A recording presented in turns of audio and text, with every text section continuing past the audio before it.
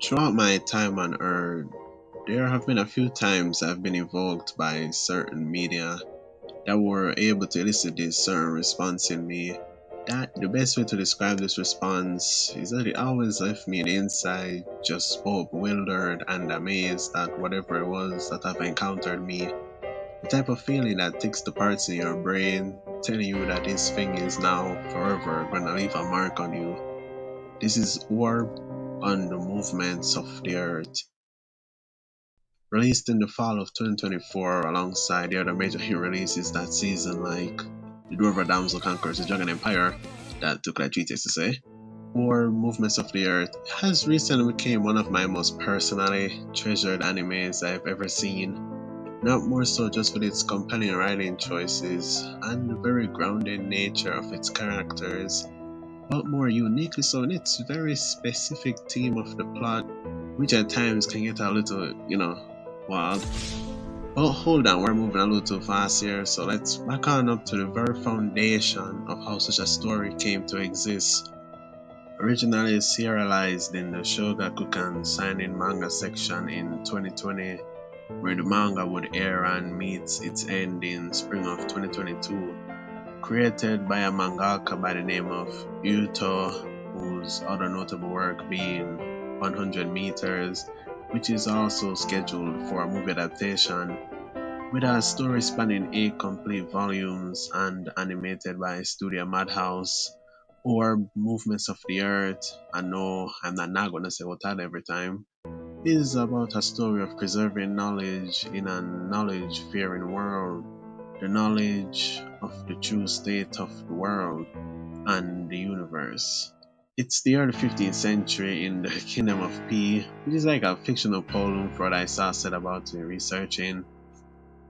And in this kingdom is where we meet our protagonist, Rafal. He's a very enjoyable character to watch on screen, being an orphan growing up to being brought in by the teacher of a Catholic school. This is where we see where the period of known knowledge is at in this world. As I said, it's the 15th century, which was a time, especially in Poland and other Europe countries, under supervision and sort of rule under the Catholic Church, i.e., if you're against the church, then it would be a typical Tuesday morning to walk down the street and see a proclaimed heretic being burned alive in the town square. It would be weird to not see it. In a world as such, everything to be known is presumably already known, and any new discovery, depending on what it is, can even be seen as forbidden or as far as blasphemous. But our main protagonist has a secret love for this forbidden. He has a love for astronomy, at all times glaring at the night sky and even walking around everywhere he goes with an astrolabe, a tool used to measure the very stars he's enchanted by.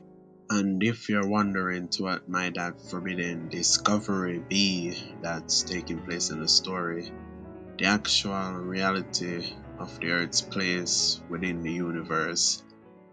A near 10 centuries ago, a man by the name of Claudius Ptolemy, who was an actual real person, an astronomer and mathematician, and sort of one of the first dominoes that fell and leads to how everything in the story is seen and understood by the characters and protagonists even, proclaimed that after research, came to the conclusion that the Earth is at the center of the universe, with everything, be it from planets to stars, revolved around it. This was also the progenitor of something called the geocentric model of the heavens, which also portrayed this as well.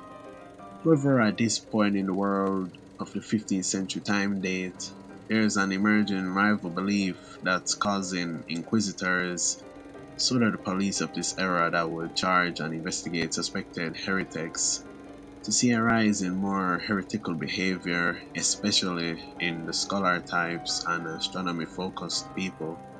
Except the ones that believe the geocentric model, of course, the sun spins around us, all that jazz.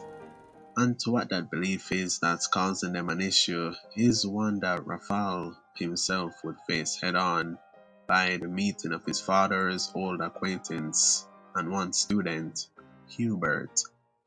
After being released from prison as a recanted previous heretic and to be in the care of Raphael's father, Walking away from the prison, Hubert says that he's heard of Rafal and even recognizes the tool he walks around with, and asks if he has an interest in astronomy. As Rafal replies kinda nervously, saying it's more of a hobby and one he plans to quit, mainly because theology, the complete opposite to astronomy, is seen as a better fit for him in his father's eyes, as it's less sacrilegious. As they continue to walk down the street, Rafal asks what was Hubert researching that even led to his imprisonment to begin with, which Hubert ignores, as he seems more keen if he has kept a record of his observations of the stars. Being amazed at what Rafal was able to see, then just stone faced told his kid that he had lied in his recantation to obtain freedom to continue his work. So basically, back then you had sort of one chance to recant whatever crime, depending on what it was you did. Like being heretical, like Hubert himself was. It basically was a slap on the wrist. The churches were major on forgiveness, but being caught a second time would basically mean death. Hubert then casually says he's telling him this because he's about to blackmail him, then threatens this kid with a literal stake in broad daylight. Dang, these dudes were serious about their research like that back then. To which he tells Rafaels he needs his eyes as a replacement to his and knows of a better spot where he can observe the stars clearer. After literally getting manhandled, he was reluctant to go, of course, as one would, but such a bittersweet deed was one he could not see himself backing out from, not just because he was threatened if he did not go, but also his uncontrollable personality to the sky was one he could not stop. Raphael meets with Hubert at the most perfect imaginable spot for an astronomer, and with some few stargazings for Hubert's behalf, Hubert now answers Raphael's earlier question on what his previous research was about.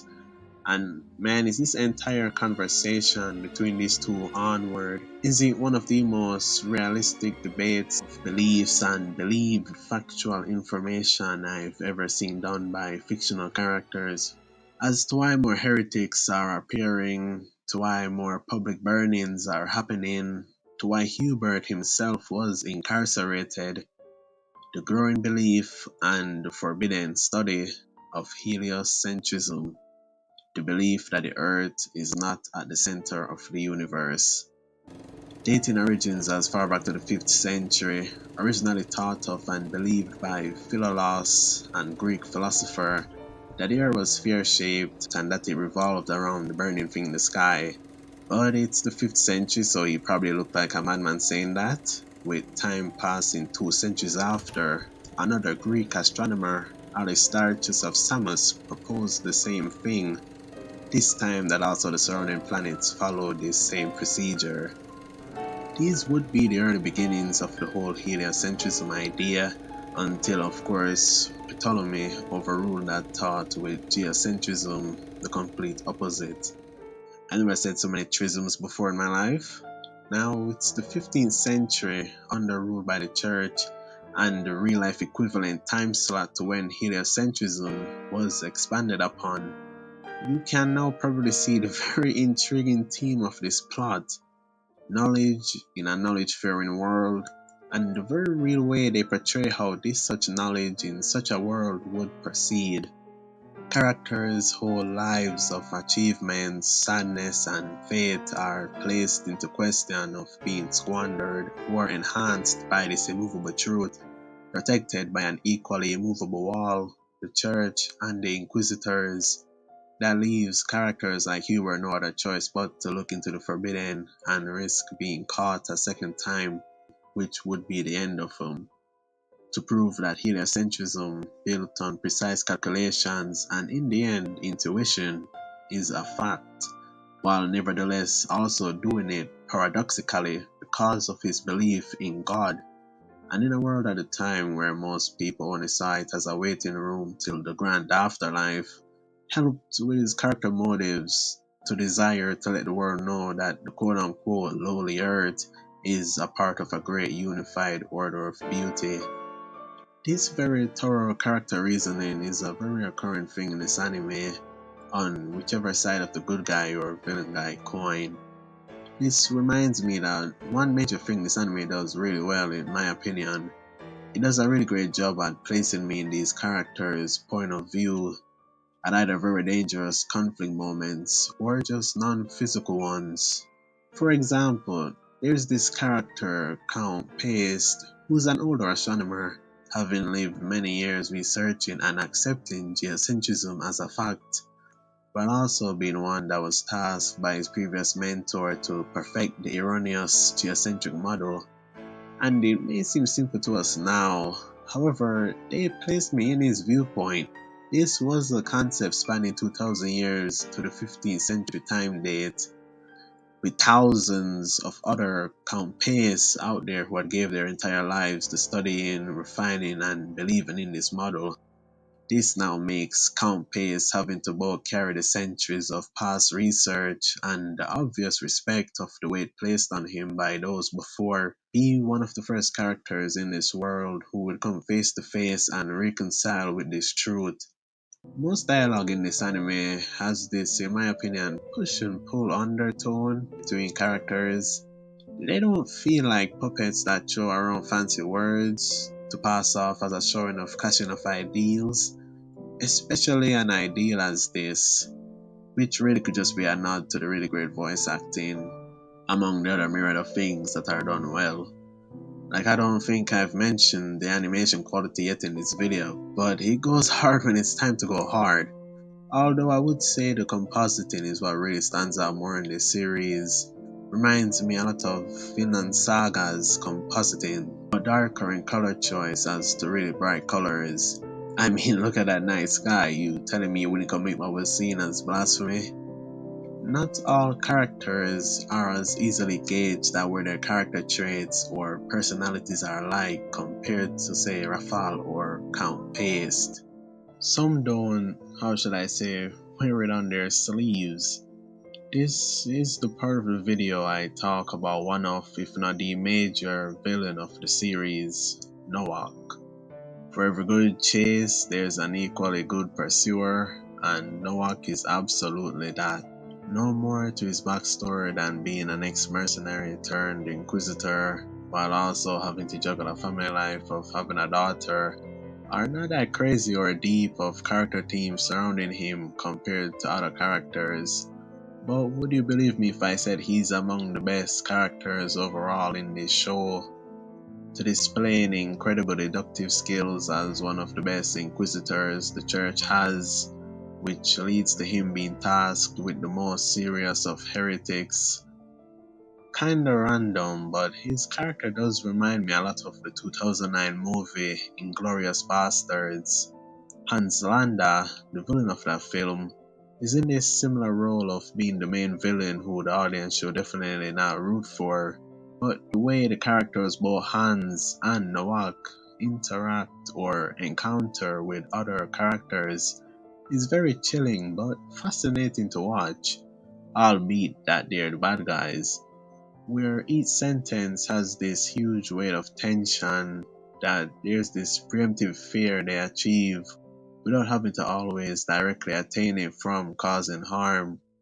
Hans Landa's intro to the Inglorious Bastards wasn't terrifying because he went in guns blazing to get the farmer to confess there were Jews hiding in the floor of his home, but because of his just another day at work personality, he's respectful. He's the one to say good morning. He even asks politely for a glass to drink.